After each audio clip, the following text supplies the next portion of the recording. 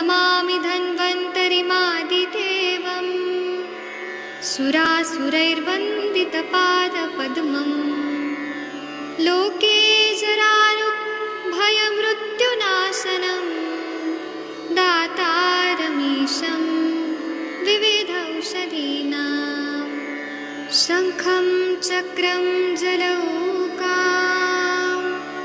दधतं मृतघटं चारुदोर्भिश्चतुर्भिः सूक्ष्मस्वच्छातिहृद्यं शुकपरिविलसन् मौलिमम्भोजनेत्रं कालाम्भोदोज्ज्वलाङ्गं कटितटविलसच्चारुपीताम्बराढ्यं वन्दे धन्वन्तरीतं निखिलगदवन् प्रौढदावाग्निलीलं प्रौढदावाग्निलीलं प्रौढदावाग्निलीलम्।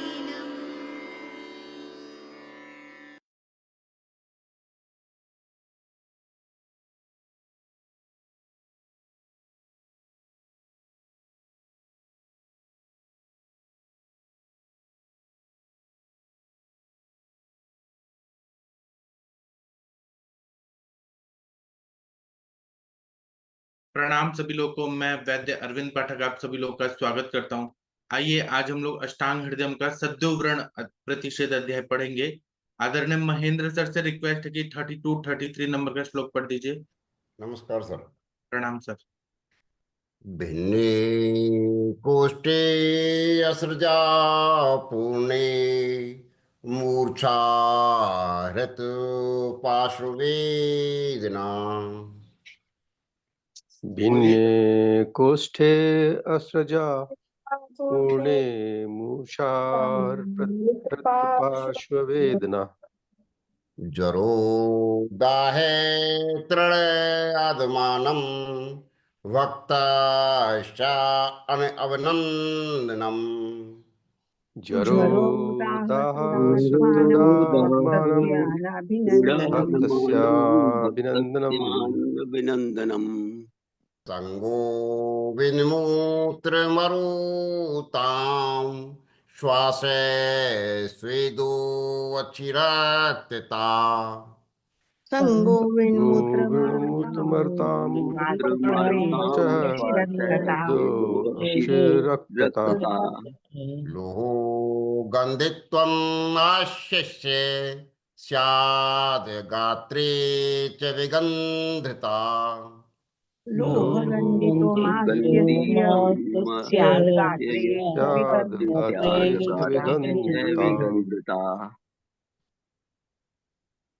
इसका हिंदी पढ़ेंगे। हाँ सर कृपया पढ़ दीजिए। कोष्ठ के विदीर्ण होने पर, रक्त के भर जाने पर रोगी को मूर्छा, हृदय में वेदना, पार्श्व में वेदना, ज्वर, दहा, प्यास, आदमान, भोजन में अरुचि, मलमूत्र और वायु का अवरोध, श्वास, पसीना, आंखों में सुर्खी, मुख में लोहे की सी गंध या रक्त की सी गंध का आना और शरीर में से दुर्गंधी आती है। हाँ, कोष्ठ में अगर विदीर्ण हो गया, ऐसा व्रण हो गया है जो फट गया, मतलब वहां पे विदीर्ण हो गया है, तो वहां पे रक्त के भर जाने पर रोगी को इंटरनल ब्लीडिंग होती है, तो रोगी को मूर्छा आती है, हृदय में वेदना होती है, पार्श्व में वेदना होती है, ज्वर होगा, दाह होगा, प्यास लगेगा, आधमान होगा, भोजन में अरुचि होगा, मल मूत्र और वायु का अवरोध होगा, श्वास लगेगा, पसीना आएगा, आंखों में सुर्खी, आंखों में स्वेलिंग जैसा होगा, मुंह में से लोहे की गंध आएगा या रक्त का गंध आएगा तथा शरीर में से दुर्गंधी आती है। इसकी टीका पढ़ दीजिए प्लीज। भिन्ने कोष्ठे रक्तेन पूर्णे सति मूर्छाध्यास्यु। हाँ, भिन्न कोष्ठे रक्तेर्ण पूर्ण, मतलब भिन्न कोष्ठ में रक्त से पूर्ण वो पूरा भर जाता है और उसके वजह से मूर्छा आदि की प्रॉब्लम शुरू हो जाती है। चलिए 34 नंबर का जो श्लोक है, आप लोगों में से कौन पढ़ना चाहेगा? Veena madam, Monika madam. आमाशयस्थे रुधिरे रुधिरं क्षर्दयत्यपि। आमाशयस्ते रुद्रे रुद्रं क्षर्दयति अपि। आत्मानेन अतिमात्रेण शूलेन च विशस्यते आत्मानेन तिमात्रेण शूलेन च विशस्यते। बहुत अच्छा पढ़ा आपने सभी लोगों ने। आमाशयगत रक्त के लक्षण 34 नंबर। 34 नंबर। हम्म, रक्त के आमाशय में भर जाने पर, रक्त का वमन होने पर भी आत्मान की अतिमात्रा के कारण और शूल से रोगी मर जाता है, यह पीड़ित होता है। रक्त के आमाशय में भर जाने पर, आमाशय में पूरा ब्लड आ गया, भर गया, वहां पे व्रण हो गया है, सद्यो व्रण। तो रक्त का वमन होने पर भी आदमान बहुत हो जाता है और उसकी अति मात्रा के कारण शूल होता है और रोगी मर जाता है, वहां पे एम्बोलिज्म टाइप ऐसा हो जाता है। चलिए इसका टीका पढ़ दीजिए। टीका, हाँ। आमाशयस्थे रुधिरे रक्तमुद्भूत्य अपि आत्मानेन अतिमात्रेण शूलेन च विशस्यते व्यापद्यते। हाँ, आमाशयस्ते रुधिरे, आमाशय में रुधिर, सप्तमी बहुवचन है ना। आमाशय में रुधिर बहुत ज्यादा आ गया तो रक्तम उद्रत्यम अपि, रक्त वहां पे रक्त की उल्टी आ जाती है। उल्टी आने के बाद में भी आधमान इतना ज्यादा, पेट फूल जाता है वायु की वजह से, अतिमात्रा में शूल भी होता है और शूल के वजह से इंसान वो बर्दाश्त नहीं कर सकता है, इतना हवा भर जाती है और वो मतलब मृत्यु हो जाती है, ऐसा बोल पा रहे हैं। 35 नंबर का श्लोक है, मोनिका मैडम आप प्लीज पढ़ेंगी। प्रणाम सर। हाँ जी पढ़िए प्लीज। Ji sir. पक्वाशस्ते सुरुधिरे सशूलं गौरवं भवेत्। पक्वाशयस्थे रुधिरे शूलं गौरवं भवेत्। गौरवं भवेत्। नाभे अधस्तताच्छित्त्वं खेभ्यो रक्तस्य चागमः। नाभे नाभेदासि तत्त्वं केभ्यो रक्तस्य चागमः। चागमे। बहुत अच्छा पढ़ा आपने। 35 का हिंदी वाला पढ़ दीजिए। रक्त के पक्वाशय में स्थित होने पर नाभि के निचले भाग में शूल के साथ भारीपन हो जाता है तथा नाभि से नीचे शीतलता रहती है और गुदा एवं मेहन से रक्त आता है। हाँ, जब रक्त पक्वाशय में जमा हो गया, स्मॉल इंटेस्टाइन लार्ज इंटेस्टाइन में, तो नाभि के निचले भाग में शूल के साथ भारीपन हो जाता है और नाभि से नीचे शीतलता रहती है और गुदा और मेहन से भी रक्त आता है। इतना मतलब कॉम्प्लिकेटेड ये सब प्रोसेस हो जाता है। अभी हम लोग सद्यो व्रण वाला पढ़ रहे हैं, तो ये सिम्टम्स के साथ बता रहे हैं। कृपया पढ़िए पक्वाशयस्ते। पक्वाशयस्ते लोहिते शूल सहित गौरवं भवेत्।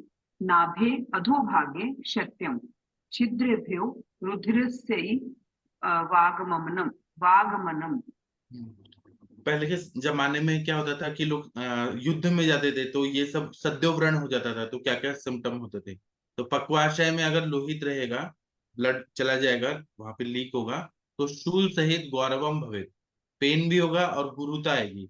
नाभि के अधोभाग में शीतलता रहेगी क्योंकि वायु का प्रकोप है, इसलिए ठंडा लगेगा। और छिद्र भी हो, वहां छिद्र से रुधिरस्य अवगमनम, रुधिर का अवगमन वहां पे भर जाएगा वो छिद्रों से। चलिए आदरणीय प्रदीप सर, आप कृपया 36 नंबर का श्लोक पढ़ सकते हैं। जी सर, नमस्कार। प्रणाम सर। अभिन्नो अप्याशय सूक्ष्मे श्रोतोभिपूर्यते। अभिन्नो आशय सूक्ष्मै श्रोत्रोभिरविपूर्यते। अस्रजा स्यन्दमानेन पार्श्वे मूत्रेण वस्तिवत्। असृजा छन्दमानेन सर्वे मूत्रेण वस्तिवत्। तो इसकी हिंदी वाला पढ़ दीजिए, 36 वाला। आशय के विदीर्ण न होने पर भी सूक्ष्म स्रोतों द्वारा झरते हुए रक्त से कोष्ठ भर जाता है, जिस प्रकार वस्ति मूत्राशय पार्श्व के सूक्ष्म स्रोतों द्वारा मूत्र से भर जाता है। हाँ, आशय के विदीर्ण होने पर भी क्या होता है, सूक्ष्म स्रोतों द्वारा झरते हुए रक्त से कोष्ठ भर जाता है। वहां पे से झर रहा है, थोड़ा थोड़ा लीकेज हो रहा है। जिस प्रकार बस्ती मूत्राशय पार्श्व के सूक्ष्म स्रोतों द्वारा मूत्र से भर जाता है, मतलब मूत्राशय के पार्श्व से, साइड से सूक्ष्म स्रोतों द्वारा मूत्र से भर जाता है। अब इस पे जो है ना, इस पे हमारे सर ये बताते हैं कि मूत्राशय में सूक्ष्म स्रोत रहते हैं जिससे मूत्र भरता है। इसी को विस्तार से बताते हैं कि अगर आप लोग कहीं जा रहे हैं, लॉन्ग टूर पे जा रहे हैं, और आपको यूरिन का प्रेशर बहुत आया, तो आप कर नहीं पा रहे हैं, सपोज आप ऐसे जगह पे है कि आप कर नहीं पा रहे हैं, मूत्र वेग का अवरोध हो रहा है, तो प्रेशर आ रहा है ना, तो अपना जो थूक है, सलाइवा, उसको नाभि पे लगा दे, तो वो प्रेशर जो होता है वो कम होता है। आप लोग देखिएगा कभी भी मूत्र वेग का अवरोध हो रहा है तो अपना सलाइवा, थूक को लगा के नाभि पे लगाए, तो जो यूरिन है ना वो रीअब्जॉर्ब हो जाता है और थोड़ा प्रेशर कम हो जाता है। तो ये जो सूक्ष्म स्रोत बता रहे हैं ना, सूक्ष्म स्रोत मूत्र भर जाता है तो वो रिवर्स भी हो जाता है। चलिए इसकी टीका पढ़ते हैं 36 का। पढ़िए ये आशय।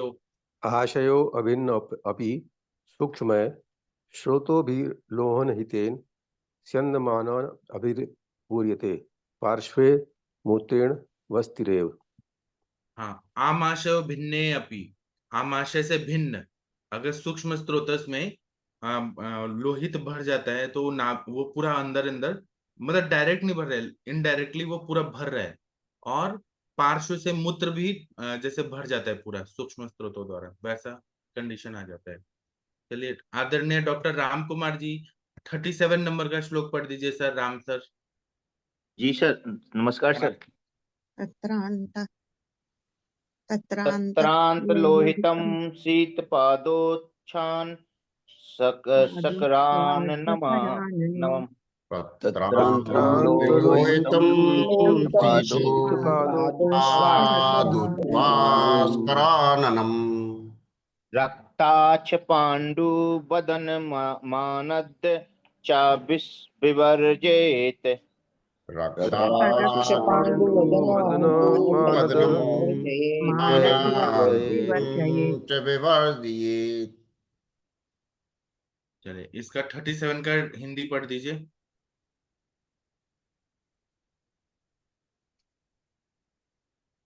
सर। आया आपको? हाँ सर, थोड़ा हाँ, क्लियर नहीं आ रहा सर। ये हाँ अब ऐसे ही। आया सर। हाँ हाँ, हाँ, इनमें अंदर बाहर न, नहीं। हाँ नहीं, रक्त से भरे पैर, उच्छ्वास, हाय, मुख से ठंडा होने पर लाल आंत, स्त्रात वाले, पीछे शरीर रक्त न्यूनता से तथा आद्यमान वाले रोगी को छोड़ दें। हाँ, असाध्य लक्षण बता रहे हैं, सद्योवरण हुआ है तो अंदर इंटरनल हिमरेज हुआ है, पूरा ब्लीडिंग हो रहा है, बाहर नहीं, रक्त से भरे हुए हैं अंदर कोष्ठ में। पैर, उच्छ्वास, हाथ मुख ठंडा हो जा रहा है, और लाल आंख वाले हो रहे हैं, पीले रक्त वाले शरीर वाले हो रहे हैं। पीला मतलब वहां पे पांडुत्व बोल रहे हैं, खून की कमी से एनीमिक है, और पेट में आधमान बोध हो रहा है, तो ये असाध्य है, उनको ठीक ना करे, आप छोड़ दें, उनको बोल दें कि हम कंसेंट लेके कर सकते हैं, लेकिन वो मतलब वो पेशेंट ठीक नहीं हो सकते, वो असाध्य लक्षण है। चलिए इसकी 37 का टीका पढ़ दीजिए। टेप मध्यंत अंतर्लोहित व्रणित शीतपाद शीतोच्छ्वास शिशिर कर शीत वक्र लोहिताक्ष पांडुबदन मानद मानद्य च वर्जेत। हाँ, तेषुम मध्य अंतर्लोहित व्रणिन, अंतर्लोहित व्रण है, और वहां पे अगर पूरा रक्त भर गया है तो वहां पे शरीर ठंडा पड़ जाएगा, पैर ठंडा पड़ जाएगा, शीतपात, शीत उच्छ्वास, श्वास भी उच्छ्वास ठंडा ठंडा होगा, शिशिर कर शीत वक्र, चेहरा भी ठंडा पड़ रहा है, आंखें भी सब चीज, कर मतलब हाथ भी ठंडे पड़ रहे हैं, और वक्र मतलब चेहरा, और लोहिताक्ष आंखें लाल हो जा रही हैं, पांडु वदन पूरा शरीर जो है वो खून की कमी से पांडुता वाला आ रहा है, और आधमान हो रहा है, ऐसे को वर्ज्य करने के लिए बोला है, छोड़ दीजिए। चलिए 38 का जो है वो शशि मैडम या मनीषा मैडम कोई पढ़ सकता है 38 नंबर का श्लोक? हाँ जी सर, प्रणाम सर। हाँ जी, पढ़िए। 38 अमाशयस्थे वमनम हितम पक्वाशयाश्रिते आमाशयस्ते वमनं ते हितं वमनं हिते पक्वाशयाश्रिते। शिक्षेत। विरेचनम निरूह च स्नेहो अस्नेविश्रोर्धने विरेचनं जनं निरुच निरुच्य च विशोधने शोधने। स्नेहोष्णिविशोधने। इसका हिंदी पढ़ दीजिए 38 वाला, एक मिनट रुकिए। आमाशयस्थ रक्त की चिकित्सा। अच्छा, ये और है 39, 40, 41। मनीषा मैडम प्लीज और पढ़ जी दीजिए। जी सर, उसमें व्हाइट वाले में इसमें हाँ ठीक दिखा। है, मैं 39, 40, 41 इसमें लाता हूँ। 39 पढ़िए पहले। हाँ जी सर। यवकोल कुलत्थाना रसः स्नेह विवर्जिते रसे स्ने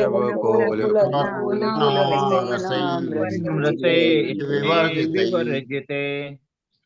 भुज्जितानं यवागुव पिबेत् सेन्धव संयुताम् भुञ्जीतानं यवागुवा पिबेत् सेन्धव सेन्धव संयुताम्। संयुताम्। 40 का है सर। अति निःसृत रक्तस्तु। अति निस्तृतर अस्तु भिन्न कोष्ठ पिबेदस्रक अति निःशत्रु रक्तस्तु भिन्न कोष्ठ पिबेदस्रक्। 40 का है। हाँ क्लिष्ट 40। छिन्नान मेदेन कोष्ठ भेदो दुदास्मृत आंत्रभेदेन भेदो दुधा स्मृते। मूर्छादयो अल्पाः प्रथमे द्वितीये त्वतिवाधकः मूर्छादयो अल्पः प्रथमे द्वितीये प्रतिवादका। क्लिष्टान्नः सैदेहि छिन्नान्नो जीवति नान्त्रो नैव नैव जीवति। जीविते। चलिए हम अब इसका हिंदी पढ़ते हैं, एक मिनट रुकिए। 39, 40, 41 ये सब पढ़िए। आमाशय में। हाँ दिख जी। रहे हैं? अमाशय में रक्त होने पर वमन हितकारी है। पक्वाशय में रक्त स्थित होने पर विरेचन और निरूह में ये विरेचन और निरूह स्नेह रहित, उष्ण और शोधन करने वाले होने चाहिए। जिसका रक्त बहुत निकल गया हो तथा कोष्ठ विदीर्ण हो गया हो वह रक्त पिए। जो बेर और कुल्थी से स्नेह रहित रसों के साथ अन्न को खाए अथवा सेंधायुक्त यवागु को पिए। कोष्ठ का फटना, क्लिष्टान्न आंत्र, और क्लिष्टांत। हाँ व्याकुलितांत बुझाई हाँ गई आंत और छिद्रांत भेद से दो प्रकार का है। क्लिष्टांत में मूर्छा आदि लक्षण थोड़े रूप में होते हैं। छिद्रांत में अति पीड़ा होती है। क्लिष्टांत वाले के जीवन में संदेह रहता है, कभी जीता है और कभी नहीं जीता है। छिद्रांत रोगी नहीं जीता है। हाँ। अभी छिद्रांत और क्लिष्टांत्र, तो वो जो बोलते हैं ना, इंटरसस्पेशन ऑफ इंटेस्टाइन, लार्ज इंटेस्टाइन, मतलब वो अंदर ही अंदर ये हो जाते हैं, उलझ जाते हैं या फिर अंदर ही अंदर घुस जाते हैं। और छिद्रांत जो है वो हम लोग छिद्रोदर बोलते हैं, है ना। एक बद्ध गुद्दोदर होता है, एक छिद्रोदर चरक संहिता में, ऐसे ही है। तो आमाशय में रक्त होने पर वमन हितकारी है। तो अगर रक्त है ना तो हम लोग उल्टी करा के उसको निकाल सकते हैं। पक्वाशय में रक्त स्थित होने पर विरेचन और निरूह देना है। और निरूह भी ऐसा दें जो संग्राही हो और ब्लीडिंग रोके, ऐसे द्रव्यों का दे, पिच्छाबस्ती वगैरह। और विरेचन और निरूह स्नेह रहित, उष्ण, बिना घी वाला रहना चाहिए निरूह, और उष्ण और शोधन करने वाले होने चाहिए रक्त को निकालने के लिए। जिसका रक्त बहुत निकल गया हो और कोष्ठ विदीर्ण हो गया हो वह रक्त को पिए। रक्त से रक्त की वृद्धि होती है। कोष्ठ विदीर्ण हो गया है तो वो हीलिंग भी करेगा और रक्त बहुत निकल गया ऐसा। और जौ बेर और कुल्थी के स्नेह रहित रसों के साथ, मतलब इनका यूश बनाना है, जौ का, बेर का और कुल्थी के स्नेह रहित, बिना घी और तेल का अन्न को खाना है, अथवा धंधवयुक्त यवागु को पीना है। ये सब पहले के जमाने में जब युद्ध होता था ना, तो ये सब चीजें हो जाती थी। तो उस टाइम पे आईसीयू वगैरह नहीं होते थे, तो ये सब होता था। तो कोष्ठ का फटना, क्लिष्टांत्र, व्याकुला व्याकुलितांत्र, उच्छाई गई आंत्र, आंत्र जो है एक दूसरे में वो ऐसे उलझ गई है, अंदर अंदर घुस गई है। और छिद्रांत्र भेद से दो प्रकार के हैं। क्लिष्टांत्र में मूर्छा आदि लक्षण थोड़े रूप में होते हैं, छिद्रांत्र में अति पीड़ा होती है। क्लिष्टांत्र वाले के जीवन में संदेह रहता है कि वो जिएगा, कभी नहीं भी जिएगा, और छिद्रांत रोगी नहीं जीता है, ऐसा बता रहे हैं। चलिए इसकी टीका पढ़ दीजिए। एक मिनट, हाँ जी। 38 का पहले पढ़िए। 39 38 38 आमाशयस्थे रक्ते वमन हितम पक्वाशय गते विरेचन निरुह च पक्वाशय गते विरेचन निरुह च विगत स्नेह रुष्णैश्च विदोष विशोधने विशोधने हितम। हाँ, आमाशय में अगर रक्त है तो वमन हितकारी है, क्योंकि ऊपर है।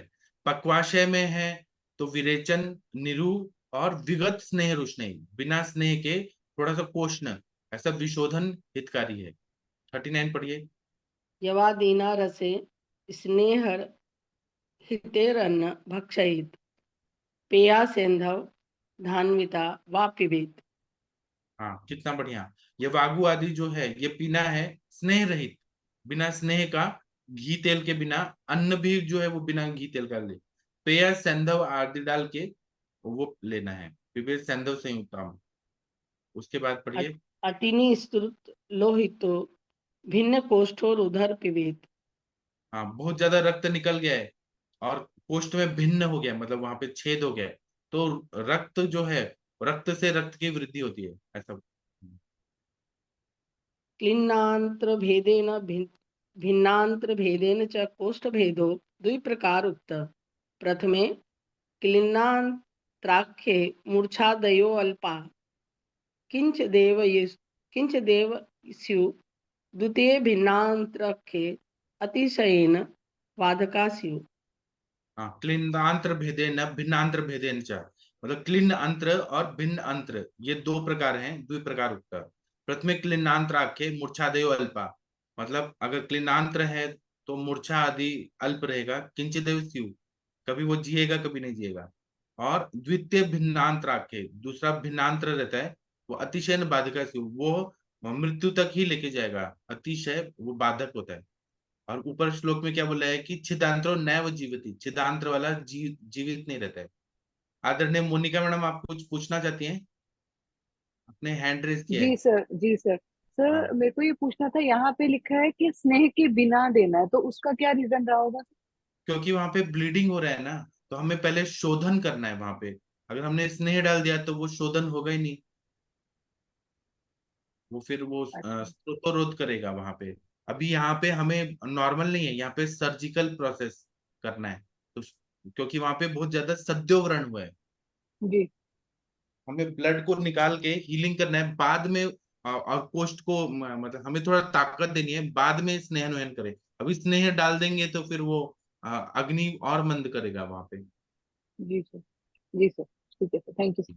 इंजरी हुई है यहाँ पे। अच्छा, मैं आप लोग को एक गुड न्यूज बताना चाहूंगा। आप लोग के आशीर्वाद से जो मैं पहले प्लेटफॉर्म पे था, तो जितने फॉलोअर्स थे ना, वो सारे फॉलोअर्स मेरे पास आ गए। तो मेरे फॉलोअर्स भी उतने ही हो गए जितना पहले के प्लेटफॉर्म में थे। चलिए, आप ये एक लाइन और पढ़ना है मैम, जी। क्लिनांत्रो। हाँ। क्लिन्नांत्रो देहि शशै स्याद जीवने भिन्नांत्रो न जातु जीवति। हाँ, क्लिनांत्र वाले जो है संशय स्याद जीवने, वो संशय रहता है कि वो जिएंगे या नहीं जिएंगे, कभी जी सकते हैं कभी मर सकते हैं।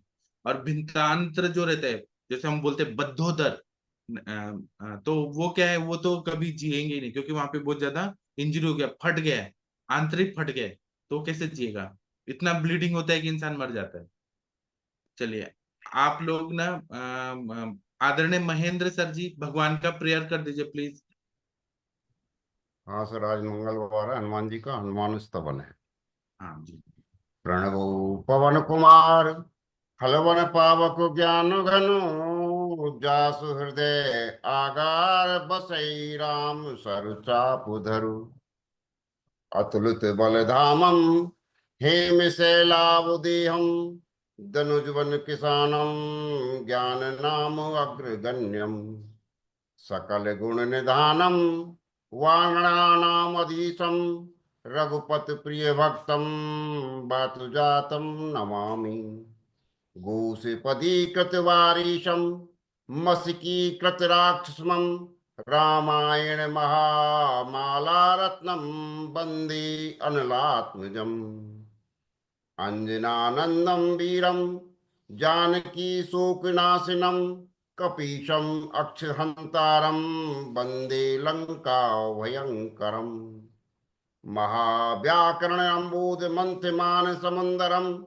उलिंग सिंधु सललम सल्लम ये शोक वन्नी जनक आत्मजया आदाय तेनेव दधाय लंकाम नमामि तम प्रांजलि आंजनेयम मनोजवम मारुततुल्यवेगम जितेन्द्रियं बुद्धिमतां वरिष्ठम वातात्मजं वानरयूथमुख्यं श्रीरामदूतं शरणं प्रपद्ये आञ्जनेयम् अतिपाटलानां काञ्चनार आनीय विग्रहं पारिजाततरमूलवासिनीं भावयामि पवनानन्दनम् यत्र यत्र रघुनाथ कीर्तनम तत्र तत्र कृतमस्तक अंजलम बाष्प परिपूर्ण लोचनम मारुति नमत राक्षसांतकम। सभी का बहुत बहुत धन्यवाद। बजरंग बली की सभी पर कृपा बनी रहे। जी, तो अभी मैं सेशन बंद कर देता हूँ। आप सभी लोग का धन्यवाद। और आप लोग बस्ती वाला चाहते हैं क्या और कंटिन्यू करूं? महेंद्र सर, शशि मैडम, आप बताइए, बस्ती वाला मैं और कंटिन्यू करूं कि दूसरा टॉपिक पढ़ाऊं शाम को यदि जो होता है? बस्ती में अभी कुछ रह गया तो इसको एक बार कंप्लीट कर दे, जैसे फिर बाद में इसको प्रैक्टिकल रूप में बना के कि इतनी इतनी मात्रा के हिसाब से ये अपन एक बार उसको प्रैक्टिकल के दिया पर कोई हो बनाने की प्रक्रिया पूरी उस तरह की, उस तरह का कुछ हो तो हाँ, वो सही रहेगा प्रैक्टिकल टाइप में। प्रैक्टिकल का तो मैं करूंगा ही, लेकिन अभी बस्ती का और पढ़ाना है मुझे। वो यापना हाँ जी बस्ती हाँ बहुत पढ़ा। हाँ कंटिन्यू सर। कीजिए सर। हाँ जी मैं हाँ एक जी चीज सर अभी। यस मैम प्लीज आप बोलो पहले प्लीज। हाँ जी सर, अभी बस्ती में बहुत सारी हिडन है चीजें, वो अभी जरूरी हैं।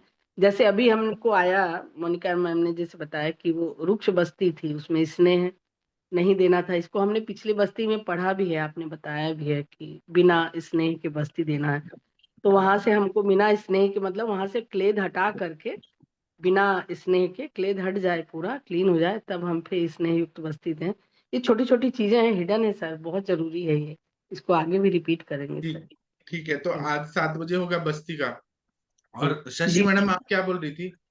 पहली बात तो सर गुड मॉर्निंग सर और कॉन्ग्रेचुलेशन सर। दूसरी बात ये है कि बस्ती के केस में मैं ये चाहती थी, मेन जो बचा है वो तो आप करा ही दो, लेकिन उसके अलावा किस बस्ती को देने पर वाकई क्या अनुभव आया है।